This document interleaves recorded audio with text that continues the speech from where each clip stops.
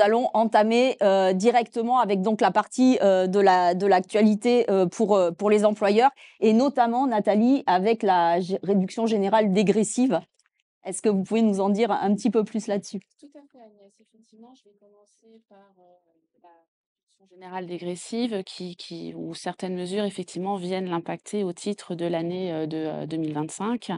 Je vais juste revenir un petit peu en arrière sur les primes de partage de la valeur, hein, qui ont été introduites par une loi en 2022, qui bénéficient d'un régime social de faveur.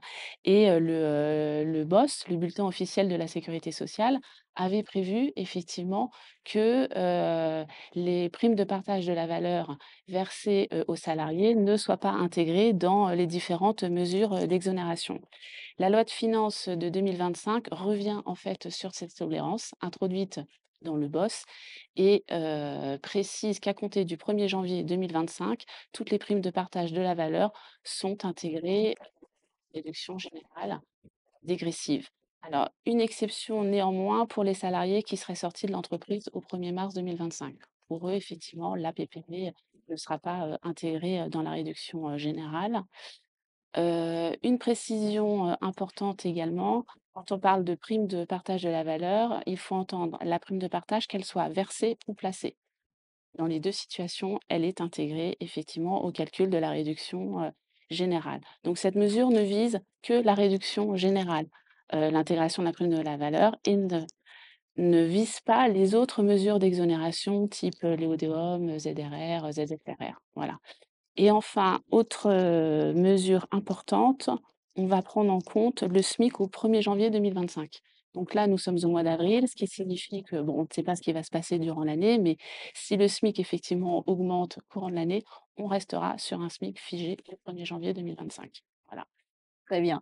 Merci beaucoup et du coup, là, on va passer, à un autre sujet, donc avec, les taux réduits, des allocations, familiales et puis, de l'assurance maladie.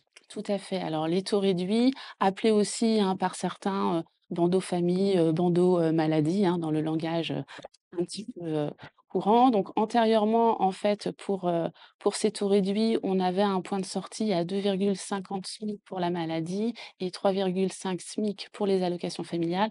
La loi de finances réduit ce point de sortie à 2,25 pour la cotisation maladie et à 3,3 SMIC pour la cotisation allocation familiale.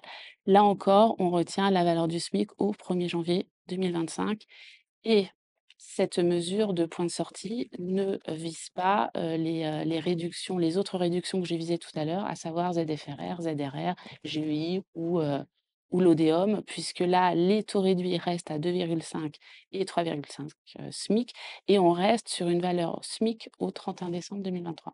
Merci beaucoup. Voilà. Donc on va passer avec Christine, un petit souci de passage, avec, justement l'avantage en nature, véhicule, qui est un grand sujet actuellement, que ce soit pour le véhicule thermique ou le véhicule électrique et le fameux EcoScore.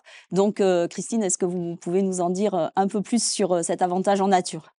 Tout à fait, merci Agnès. Donc, on va revenir sur l'actualité de début d'année. Donc, comme on vous l'a indiqué, déjà, ce qu'il faut retenir, c'est qu'on a désormais un arrêté unique qui est un arrêté du 25 février 2025, donc qui est à la fois applicable au régime général et au régime agricole.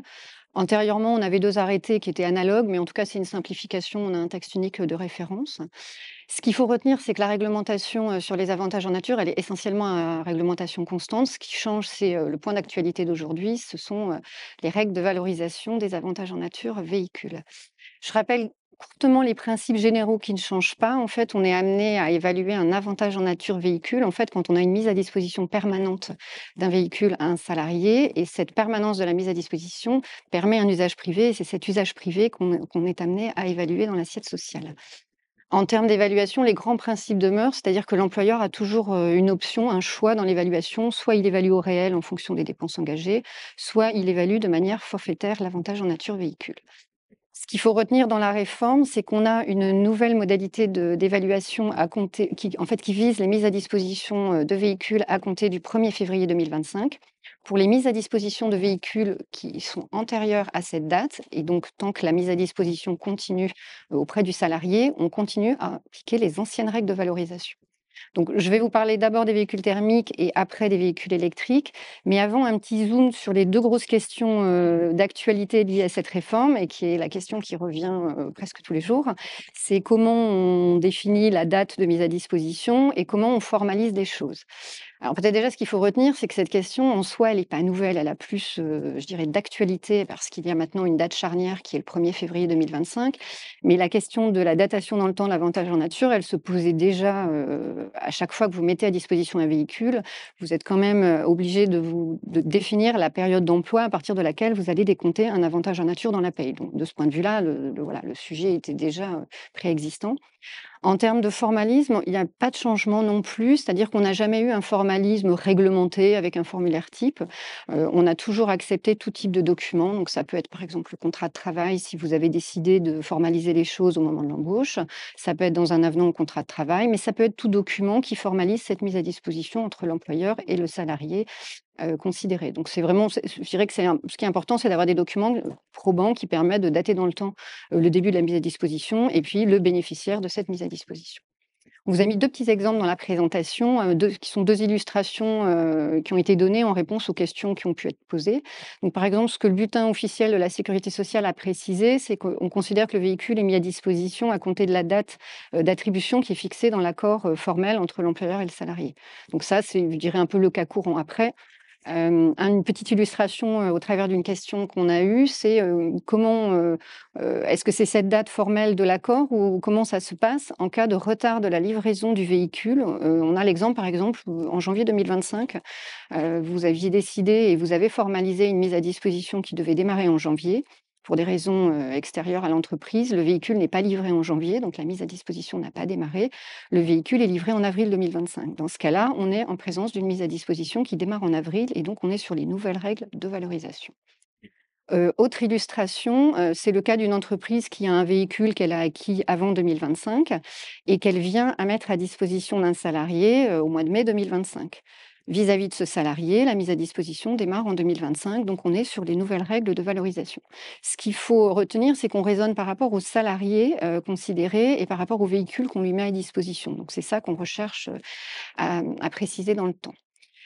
Petite précision également concernant les mandataires sociaux, alors ce qu'on peut appeler les assimilés salariés, c'est-à-dire des personnes qui sont des fonctions de dirigeants dans les entreprises, mais qui sont affiliées à la sécurité sociale, ce qu'on appelle par détermination de la loi, c'est-à-dire on les affilie comme des salariés, alors même que ce ne sont pas des salariés, ils n'ont pas de contrat de travail au sens du Code du travail. On applique strictement les mêmes règles d'évaluation que pour un salarié. Alors là, on vous projette le nouveau barème de valorisation des avantages en nature, donc quand on est sur l'évaluation forfaitaire.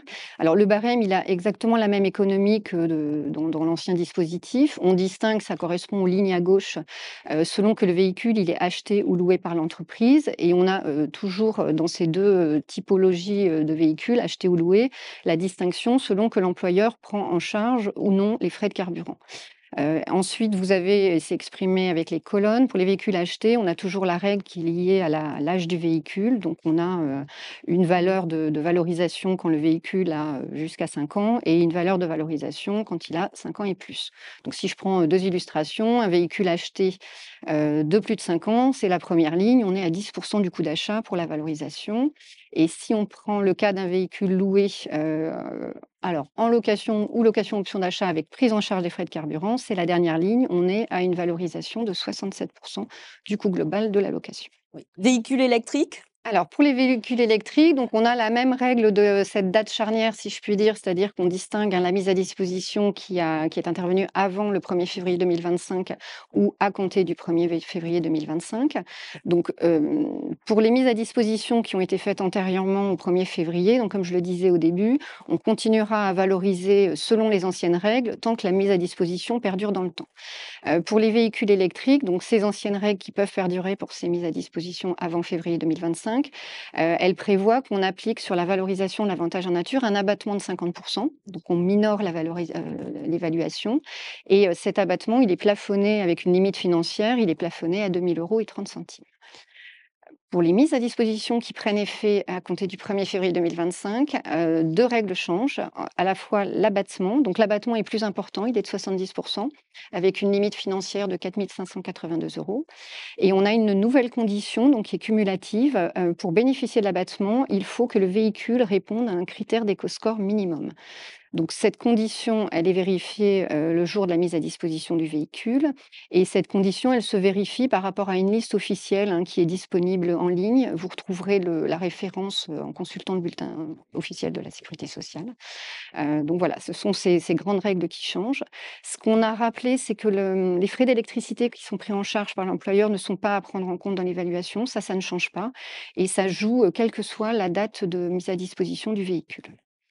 On a pris une illustration qui, là encore, répond à une question qu'on a pu nous poser, avant ce webinaire. Comment on valorise un véhicule électrique qui est mis à disposition donc postérieurement au 1er février 2025, sachant que ce véhicule électrique ne répond pas aux critères d'éco-score minimum. Donc dans ce cas-là, la règle que je vous ai indiquée, c'est qu'on ne peut pas appliquer l'abattement, de 70 le nouvel abattement et donc on va valoriser, évaluer donc, cet avantage selon les règles de droit commun, en fait, en vous reportant au barème, ou en utilisant l'évaluation au réel, puisqu'on a toujours le choix de l'évaluation. Et puis, un petit sujet sur les bornes électriques peut-être? Oui, alors là, c'est plus, sous forme d'actualité, hein. Je ne vais pas vous représenter toutes les règles sur les bornes. Il faut juste garder en mémoire que sur les bornes électriques, les règles de valorisation de l'avantage, qui était lié qui est lié à la mise à disposition de la borne, c'était des règles qui étaient, limitées dans le temps, en fait. Donc en fait, la première actualité liée à l'arrêté, paru au Journal officiel, c'est de prolonger, à nouveau pour 3 années ces règles de valorisation. Donc pour l'année 2025, 26 et 27, on continue à appliquer les mêmes règles. Donc ces règles, elles sont dans l'économie globale, c'est qu'on n'évalue pas l'électricité qui peut être fournie sur une borne qui est située sur le lieu de travail. Donc c'était déjà le cas et ça perdure. Et pour l'évaluation de la mise à disposition de la borne en dehors du lieu de travail, donc principalement ça vise le cas du domicile du salarié, hein, c'est plutôt dans ces situations que la question se pose. On est toujours sur les règles antérieures et on va valoriser ou non un avantage selon ce qui se passe à la fin du contrat, au terme du contrat de travail avec ce salarié. Donc là, je vous invite à vous reporter au boss puisqu'effectivement rien ne change. Contrat d'apprentissage? On Alors, continue avec vous, Christine. oui, Agnès. Alors, sur les contrats d'apprentissage, on a une réforme qui vient changer les règles pour les contrats qui sont conclus, enfin, dont l'exécution démarre au plus tôt à compter du 1er mars 2025. Avant de parler de l'actualité, on vous fait un zoom pour bien reposer le décor des règles antérieures, à la fois pour bien comprendre l'économie de la réforme, et aussi parce que ces règles antérieures, elles continuent à s'appliquer pour les contrats qui sont en cours, en fait. Les contrats d'apprentissage qui ont démarré avant la date d'effet de la réforme, pour toute leur durée d'application, vont continuer à être régis par ces règles. Donc, dans les règles de ces contrats, du point de vue du salarié, on a une exonération des contributions sociales, donc la CSG et la CRDS. Donc cette exonération, elle vaut pour la rémunération. Elle ne valait pas et elle ne vaut toujours pas en présence d'un intéressement ou d'une participation versée dans l'entreprise, puisque là, on est en présence de 2 éléments accessoires de rémunération qui sont soumis à ces contributions. On a également, du point de vue du salarié, une exonération des cotisations sociales, alors qui est limitée à 79 du SMIC. Donc au-delà, il n'y a pas d'exonération. Ça, c'est la règle que vous connaissiez avant la réforme. Pour apprécier le franchissement de ce seuil, toutes les règles sont expliquées dans le BOS. Cette doctrine ne change pas et vous pouvez toujours y faire référence. On rappelle ce qui se passe côté cotisation employeur. Donc pour les employeurs qui relèvent du secteur privé, on a l'application de la réduction générale dégressive des cotisations patronales. Et pour les employeurs de droit public, on est sur une exonération de cotisations patronales qui est, elle, limitée dans la même limite de 79 du SMIC. Là encore, pour apprécier le franchissement du seuil, voilà, je vous renvoie à la lecture du BOS. Alors, la réforme et son économie. Donc la réforme, ce qu'il faut retenir, c'est qu'elle change, pour le salarié, en fait. C'est ces règles-là qui sont modifiées. Donc on n'a plus une exonération totale des contributions sociales. On a maintenant une exonération plafonnée pour les contributions sociales, donc CSG, CRDS. Et pour les cotisations sociales et l'exonération associée, on a un abaissement du seuil. Donc aujourd'hui, on a un seuil unique qui n'est plus qui est de 50 du SMIC. Donc voilà, on n'est plus sur le 79 et toute la rémunération qui est inférieure à ce seuil de 50 du SMIC, elle est exonérée de cotisations sociales et elle est exonérée de CSG-CRDS. Comment on apprécie ce seuil? Donc pour apprécier ce seuil, on va prendre en compte les règles qu'on applique pour l'assiette sociale en fait, hein, qui correspond à la doctrine du boss. Ça veut dire qu'on prend tous les éléments de rémunération. À ce stade-là, on n'applique pas l'abattement pour frais professionnels qu'on connaît en matière de contribution sociale et on n'ajoute pas d'éléments de rémunération, accessoires qui sont eux-mêmes soumis à la CSG. J'y viens après, on est vraiment sur, la recherche des éléments de rémunération, purs, si je puis dire. Donc une fois que vous avez déterminé, cette rémunération et que vous avez, pu vérifier le franchissement ou non du seuil de 50, vous allez regarder en présence d'une part qui excède les 50 du SMIC, cette part, vous allez la soumettre aux cotisations sociales et vous allez la soumettre à CSG-CRDS. Donc là, on va revenir dans le droit commun de la CSG-CRDS, c'est-à-dire qu'on va appliquer à cette part l'abattement de 1,75 pour les frais professionnels et on va intégrer dans l'assiette CSG-CRDS des éléments accessoires qui ont vocation à y entrer. C'est le cas, par exemple, de la participation de l'employeur à la protection sociale complémentaire. Comme je l'indiquais au début, donc ces nouvelles règles, elles ne visent que les contrats, qui sont conclus à compter du 1er mars. Alors, c'est pas typiquement, enfin, spécifiquement la date de conclusion qui compte, c'est vraiment les contrats dont l'exécution démarre à compter du 1er mars. On peut avoir conclu le contrat dans les tout derniers jours de février pour une prise d'effet. C'est vraiment la date d'effet juridique du contrat, à quel moment finalement, l'apprentissage démarre. Tous les contrats antérieurs, on applique les anciennes règles, comme je le disais. Et toute cette réforme, elle s'applique également aux apprentis du secteur public. D'accord.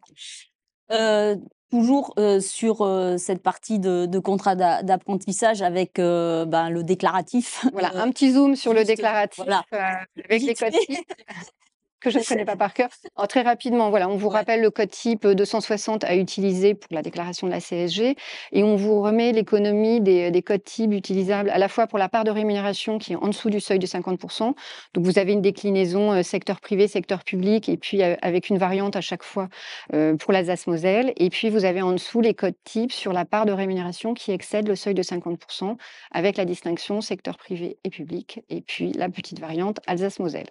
Je vous laisse vous reporter après à la Oui, bien sûr. présentation. On parlait tout à l'heure de fiabilisation des données, ça pourra aider justement à fiabiliser ces données et à fiabiliser les DSN qui seront effectués. Nathalie, je reviens avec vous, sur quelques mesures diverses avec peut-être un petit focus, plus sur l'attribution gratuite, d'actions.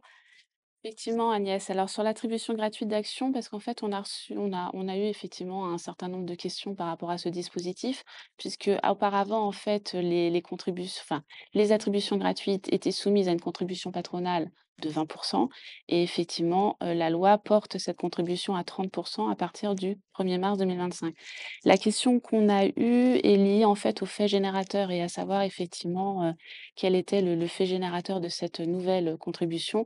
Et en fait, c'est bien la date d'acquisition.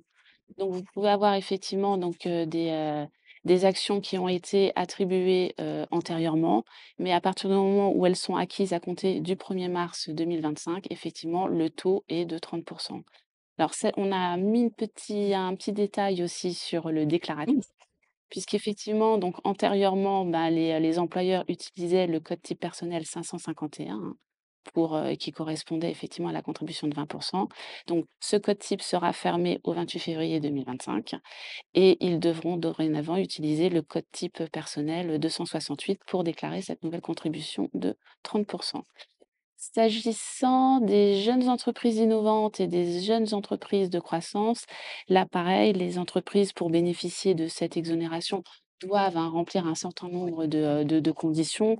Comme Christine, je renvoie en fait, les employeurs et les déclarants au bulletin officiel de la sécurité sociale qui retrace bien effectivement ces mesures d'exonération. Et là, c'est juste un petit zoom sur une condition puisqu'effectivement, ils devaient, réaliser des dépenses de recherche minimales exprimées en pourcentage, des charges fiscalement déductibles et à compter du 1er mars 2025, donc les dépenses de recherche doivent représenter désormais 20 pour les jeunes entreprises innovantes et de 5 à 20 pour les jeunes entreprises de croissance. Et ces nouvelles dispositions s'appliquent aux entreprises dont l'exercice est clos après le 28 février 2025. Et juste un petit mot pour Pour les aides les aides, FR et ouais. les BER, en fait, on a une prolongation Bien sûr. des exonérations jusqu'au 31 décembre 2027. OK, merci beaucoup. Je reviens avec vous, Christine, sur, un petit focus, sur, les heures supplémentaires et complémentaires. Oui, alors là, ce qu'il faut retenir dans l'économie, c'est on est aussi sur une mesure de prolongation. Là, on est sur le cas spécifique, en fait, où les salariés peuvent renoncer à des journées ou demi-journées de réduction du temps de travail et les convertir en rémunération. Donc cette monétisation, en fait, des jours de repos, elle est, prise en compte, ça constitue des heures supplémentaires ou complémentaires et c'est à ce titre-là qu'on peut y appliquer la réduction des cotisations salariales au titre des heures supplémentaires et complémentaires. On était en présence, avant réforme, d'un dispositif qui s'appliquait jusqu'au 31 décembre 2025 et en fait, l'actualité, c'est de prolonger ce dispositif, d'une année jusqu'au 31 décembre 2026. Donc en cas de monétisation dans ces conditions-là, on pourra, comme aujourd'hui, appliquer la réduction des cotisations salariales. Très bien. Alors un petit zoom Un sur petit zoom, alors pas forcément sur, le montant parce que tout le monde est au courant et cetera, mais plutôt sur l'impact, de la diminution du taux, assurance chômage? Alors effectivement, aujourd'hui, on sait tous que, en matière d'assurance chômage, la cotisation employeur, diminue au 1er mai et on a également, connaissance de la part mutualisée du taux de cotisation accident du travail, maladie professionnelle qui a été, publié au Journal officiel. Alors le premier effet de la baisse de la cotisation assurance chômage, elle est sur le dispositif du bonus-malus. Un dispositif donc, en quelques mots un dispositif qui s'applique à certains secteurs d'activité et qui vise à jouer, à apporter une incitation sur le comportement, des employeurs et plutôt, d'un moindre recours aux contrats courts. Donc la baisse de cette contribution, employeur, elle a un 1er effet, c'est la minoration, de 0,05 donc du taux de cotisation employeur va, s'appliquer aux taux modulés qui sont actuellement en vigueur et qui sont valables, jusqu'au 31 août 2025 et le 2e effet, c'est que les taux planchers et plafonds qui sont pris en compte pour, faire varier la contribution employeur dans le cadre du dispositif bonus-malus, bah, sont adaptés. Le plancher est à 2,95 et le plafond à 5. 2e effet, donc de ces 2 changements sur, accident du travail, maladie professionnelle et chômage, c'est, dans le calcul de la réduction générale Oui. puisque, on va prendre en compte donc la nouvelle part mutualisée du taux de cotisation accident du travail, maladie professionnelle qui est de 0,5. De mémoire, c'était 0,46 je crois avant l'actualité et puis on va aussi prendre en compte, le taux de 4 assurance chômage et puis on vous a pu indiquer en bas les 2 nouvelles valeurs maximales des coefficients pris en compte pour la réduction générale, donc à compter des périodes d'emploi de mai, toujours avec la distinction qu'on connaît selon l'effectif de l'entreprise, qu'elle a, plus ou moins, de 50 salariés. Vous avez les 2 coefficients. Je rappelle juste, c'est au milieu de la présentation qu'on attend, je crois que c'est demain, la parution au Journal officiel de l'arrêté qui d'habitude paraît en toute fin d'année, au mois de décembre et qui fixe, tous les taux, de cotisation accident du travail, maladie professionnelle. Donc à voir dès demain, très certainement. Décompte des effectifs, Alors aussi sur, avec, notamment les groupements d'employeurs entre la LFSS 2024 et 2025? Alors effectivement, l'actualité sur les effectifs, elle est vraiment, centrée sur ces groupements d'employeurs. Je rappelle juste le groupement d'employeurs, hein, c'est une structure qui permet, de mutualiser les besoins de main-d'œuvre et donc qui fonctionne avec des membres, auprès desquels des salariés sont mis à disposition. Avant la réforme, on était en termes de décompte des effectifs, sur une économie, je dirais, simple. On devait comptabiliser au niveau du groupement à la fois les salariés permanents et les salariés mis à disposition. On a une première étape de réforme qui était dans la loi de financement de la sécurité sociale pour 2024 et qui était venue préciser que les salariés mis à disposition par le groupement, ne sont pas comptabilisés dans l'effectif du groupement, mais seront comptabilisés dans l'effectif des entreprises utilisatrices, donc de ces salariés, à compter de 2026. Ça, c'était, ce qu'on connaissait en début d'année, 2024. La loi de financement, de la sécurité sociale pour 2025, elle est venue supprimer la comptabilisation, le principe de comptabiliser les effectifs dans l'entreprise utilisatrice et ce, dès cette année. Donc ce qu'il faut retenir en synthèse, c'est que depuis le 1er janvier, 2025, on va comptabiliser dans le groupement les effectifs permanents. On ne comptabilise, pas les salariés mis à disposition par le groupement, sauf en matière de tarification, des accidents du travail et maladies professionnelles. Merci beaucoup et enfin, pour cette première partie, une partie de cette première partie en tout cas, le versement mobilité, Nathalie, je reviens vers vous. Oui, une dernière mesure effectivement concernant le versement mobilité régional, parce que ce qu'il faut savoir, c'est qu'actuellement le versement mobilité existe déjà en fait, hein. Ça permet effectivement, de financer les transports en commun en Île-de-France et dans les autres régions de France et généralement ce versement mobilité est décidé et institué par une autorité organisatrices de la mobilité. Ils sont assujettis, en fait, les employeurs qui ont un effectif, supérieur à 11 salariés et qui effectivement, dont les salariés travaillent, dans une région où il y a un versement mobilité. Ce que prévoit la loi là et qui vient en plus de ce versement mobilité qui existe déjà, c'est la possibilité, en fait, de mettre en place un versement mobilité régional au profit de certaines régions de métropole et de la Corse. L'Île-de-France est exclue de ce dispositif. Alors, ce qu'il faut retenir, c'est que donc du coup, ce sera un versement mobilité sur un territoire régional. Le taux, il est fixé ou modifié par une décision du conseil régional. Le taux maximum est de 0,15 de la masse salariale et ce taux peut être réduit ou porté à zéro en fonction du périmètre d'établissement public de coopération intercommunauté de la région. Comme pour le versement mobilité qu'on connaît déjà, les entreprises concernées, c'est les entreprises qui ont un effectif de 11 salariés ou moins. Avec les règles de computation des effectifs, qu'on connaît, hein, et qui sont rappelées, dans le bulletin officiel de la sécurité sociale et application également de la règle de neutralisation en cas de franchissement de seuil d'effectifs. Donc ce versement est vraiment un nouveau versement mobilité régionale et qui est vraiment distinct du versement mobilité qu'on connaît, actuellement. Et ce qu'il faut également retenir, c'est qu'actuellement les modalités déclaratives sont en cours en fait de définition. Voilà. Merci à toutes les deux et je vais accueillir nos deux derniers experts, donc Pierre-Sylvain Guély. Bonjour Pierre-Sylvain. Et Olivier Dachicourt. Bonjour Olivier. Bonjour. On va continuer avec Pierre-Sylvain dans un premier temps en faisant un tout petit rappel parce qu'on a beaucoup communiqué avec vous pour ce montant net social. Et puis, on verra une petite nouveauté avec un compte-rendu métier annuel. Donc, Pierre-Sylvain, je vous laisse la parole. Merci Agnès. Tout à fait. Donc, en termes de conformité des données, on souhaitait d'abord faire un rappel en effet sur le montant net social. C'est une donnée que vous déclarez depuis janvier 2024. Ce montant net social, en revanche, la nouveauté, c'est que depuis le 1er mars 2025, il est pré-rempli dans toutes les déclarations trimestrielles de ressources des allocataires de la caisse d'allocation familiale. Et ce, pour le bénéfice du RSA ou de la prime d'activité. Donc, on est sur un déploiement qui a été en 2024 expérimental, puis généralisé effectivement depuis le 1er mars 2025.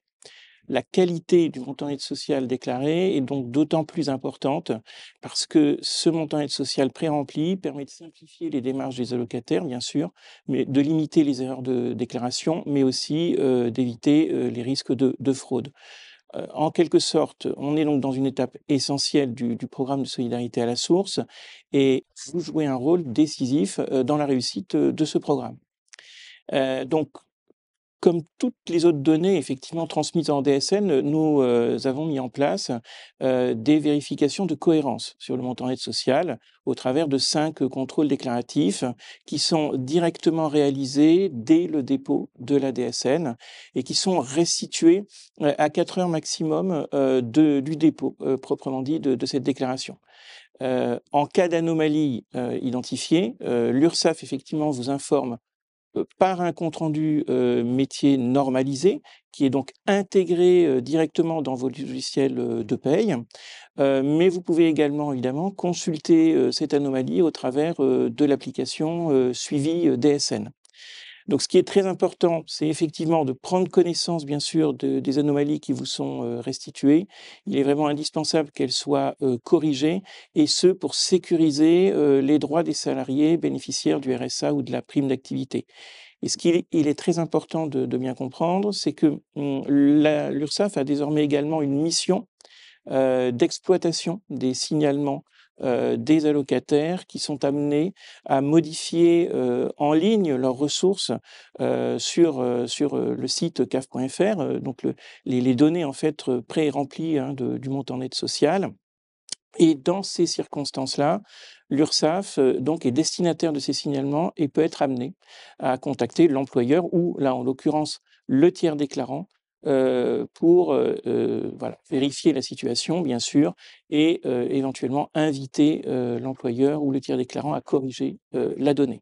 Voilà. Et donc ce qu'il faut évidemment avoir bien en tête, c'est que l'URSSAF est vraiment à disposition en cas de besoin pour, pour vous accompagner effectivement dans le calcul exact et dans la déclaration conforme de ce montant net social. Et ça a été généralisé depuis mars Voilà. 2025, après une période Voilà, d'expérimentation d'expérimentation. qui avait démarré en octobre 2024. C'est la preuve, voilà, de la réussite effectivement de ce programme. Et maintenant, il nous revient surtout de nous assurer de la conformité la plus exacte possible en fait, hein, de ce montant aide sociale déclaré par les employeurs. Et alors, un accompagnement complémentaire avec ce compte-rendu métier annuel? Alors tout à fait Agnès, et ça c'est effectivement un point tout à fait nouveau. Jusqu'à présent, vous le savez, l'URSSAF met à votre disposition des comptes rendus métiers à chaque dépôt de DSN, donc au mois le mois. Et bien entendu, ces informations, elles sont encore une fois essentielles pour vous assurer de la qualité de la donnée et donc pour la correction notamment, bien entendu, des anomalies déclaratives. La nouveauté, effectivement, désormais, c'est que nous allons transmettre un compte-rendu métier normalisé de rappel annuel qui a été alors d'ores et déjà mis à disposition pour les entreprises déclarant au 5 de chaque mois les 23 et 24 avril dernier. Et pour les entreprises déclarant au 15 de chaque mois, ce compte-rendu métier annuel va être mis à disposition ce vendredi 2 mai. En l'occurrence, donc ce compte-rendu métier va récapituler l'ensemble des anomalies persistant dans vos déclarations sociales au titre de l'exercice 2024. Et donc, vous êtes évidemment vivement invité à prendre connaissance de ces anomalies non corrigées pour pouvoir effectivement en assurer effectivement la mise en conformité. La consultation de vos comptes rendus métiers, que ce soit mensuellement, mais également évidemment annuellement, cette consultation est vraiment nécessaire pour voilà, identifier et corriger rapidement les erreurs déclaratives, garantir la conformité des droits et surtout les droits finalement des salariés déclarés et assurer le bon calcul de vos cotisations sociales. Voilà, donc ça, c'est une première étape qui intervient cette année, donc en effet, avec effectivement une mise à disposition des anomalies déclaratives observées en 2024.